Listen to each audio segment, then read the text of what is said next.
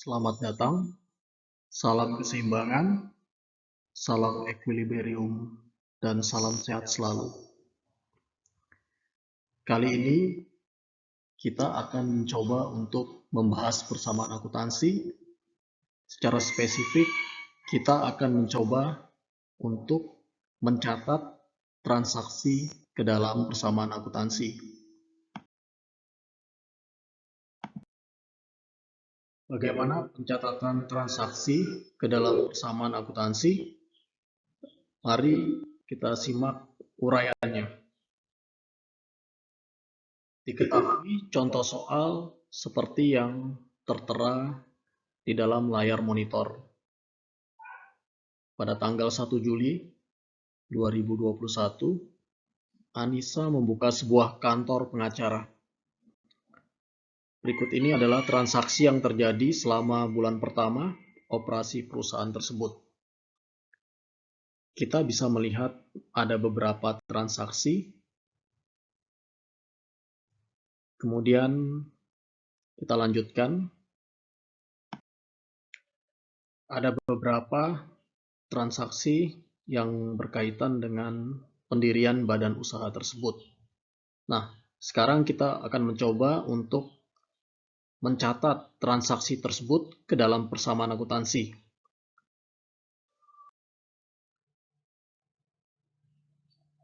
Kemudian dari soal tersebut, kita diminta untuk mencatat transaksi ke dalam persamaan akuntansi.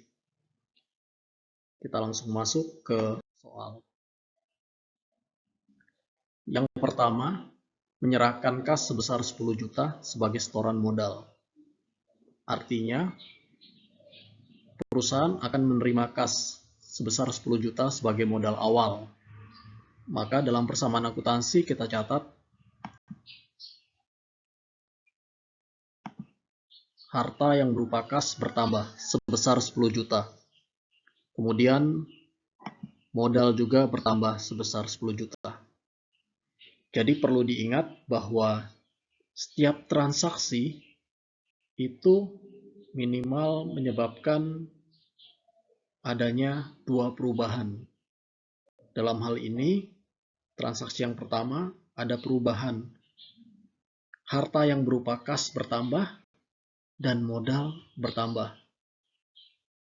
Sekarang kita masuk ke transaksi yang kedua. Membayar sewa kantor bulan Juli sebesar 800.000. Membayar sewa kantor sebesar 800.000. Artinya, perusahaan mengeluarkan uang untuk membayar. Berarti kas berkurang. Kita lihat pencatatannya kas berkurang. Tanda dalam kurung itu menyatakan berkurang sebesar 800.000 dan modal juga berkurang sebesar 800.000. Setelah itu kita jumlahkan.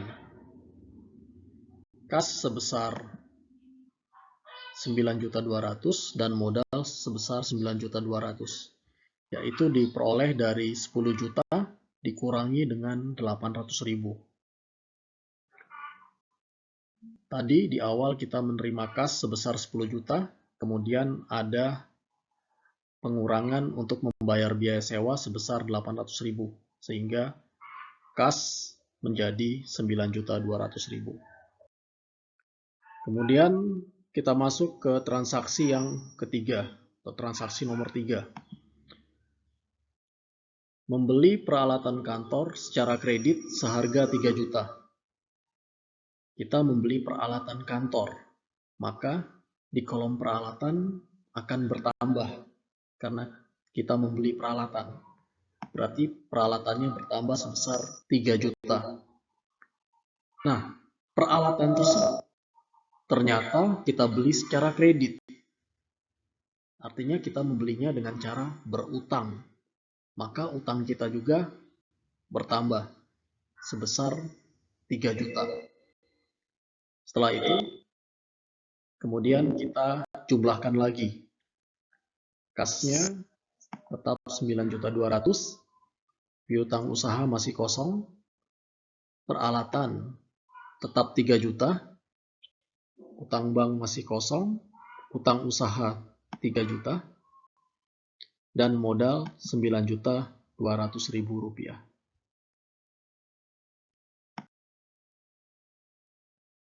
Kita lanjutkan ke soal berikutnya, yaitu soal nomor 4. Memberikan jasa kepada klien secara tunai sebesar 1.500.000 rupiah.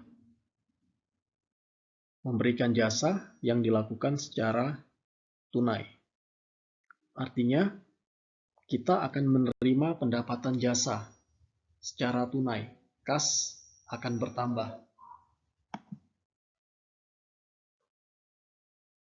Maka kas bertambah 1.500.000 dan modal juga bertambah sebesar 1.500.000. Kenapa modal bertambah? Karena kita menerima pendapatan, dan pendapatan itu akan menambah modal.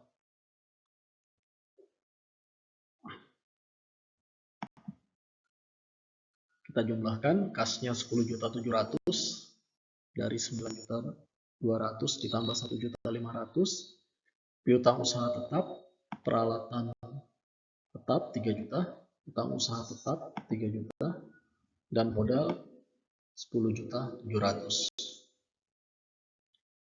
Sekarang kita masuk ke soal yang berikutnya, yaitu soal nomor 5.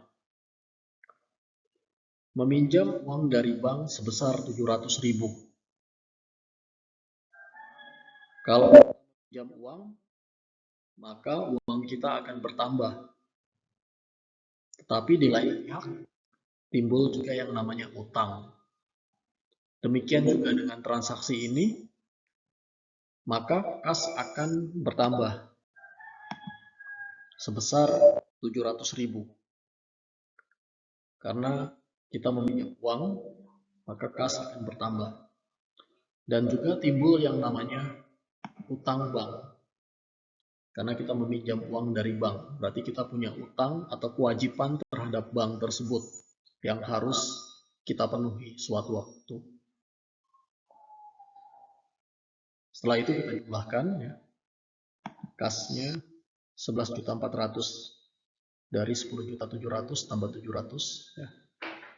Kemudian piutang usaha masih kosong, peralatan 3 juta, utang bank 700, utang usaha tetap 3 juta, dan modal tetap 10.700.000. Perlu kita ingat atau kita ketahui bahwa setiap sisi harta harus sama dengan total utang dan modal. Kita lanjutkan lagi ke soal yang nomor 6. Memberikan jasa kepada klien secara kredit 2 juta rupiah. Maka ini bisa dicatat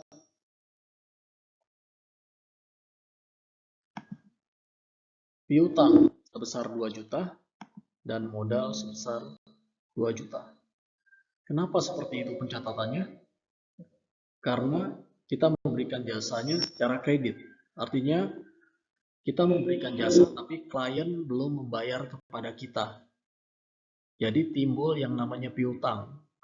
Piutang itu kalau ada pihak lain yang punya utang ke kita. Jadi pihak lain harus membayar ke kita. Itu dinamakan dengan piutang. Piutang ini merupakan hak kita atas jasa yang sudah kita serahkan. Maka ini kita akui sebagai pendapatan yang akan nanti menambah modal kita. Setelah itu kita jumlahkan seperti biasa, ya.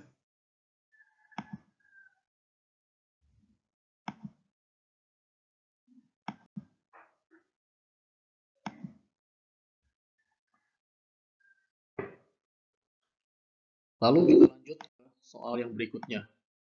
Membayar biaya-biaya sebagai berikut: gaji pegawai 500.000, biaya listrik 300.000, biaya telepon 100.000. Kita catat transaksi tersebut ke dalam persamaan akuntansi. Kalau kita yang namanya membayar biaya, maka akan mengurangi kas kita. Kas kita berkurang dan modal kita juga berkurang. Modal kita berkurang dan kas kita berkurang. Kita catat transaksi tersebut. Ya, untuk biaya gaji. Kemudian ini untuk biaya listrik. Dan yang berikutnya untuk biaya telepon. Seperti itu. Kemudian kita jumlahkan. Kas 10.500.000, piutang usaha 2 juta, peralatan 3 juta, utang bank 700.000, utang usaha 3 juta, dan modal sebesar 11.800.000. Nah, dengan demikian kita sudah menyelesaikan pencatatan transaksi ke dalam persamaan akuntansi. Untuk membuktikan atau melihat bahwa catatan kita itu sudah benar, kita cek apakah sesuai dengan rumus persamaan akuntansi. Kita lihat dulu total hartanya. Hartanya kan terdiri dari kas, piutang, dan peralatan. Kita jumlahkan itu. Kasnya sebesar 10.500.000. Ditambah 2 juta, ditambah 3 juta. Maka total harta sebesar 15.500.000 dari 10.500.000 ditambah 2 juta ditambah 3 juta. 15.500.000. Lalu kita lihat total utang dan modal. Total utangnya 700.000 ditambah 3 juta. 3.700.000. Ditambah modalnya 11.800.000. Totalnya 15.500.000. Jadi sama dengan total harta. Hartanya 15.500.000. Total utang dan modal juga 15.500.000.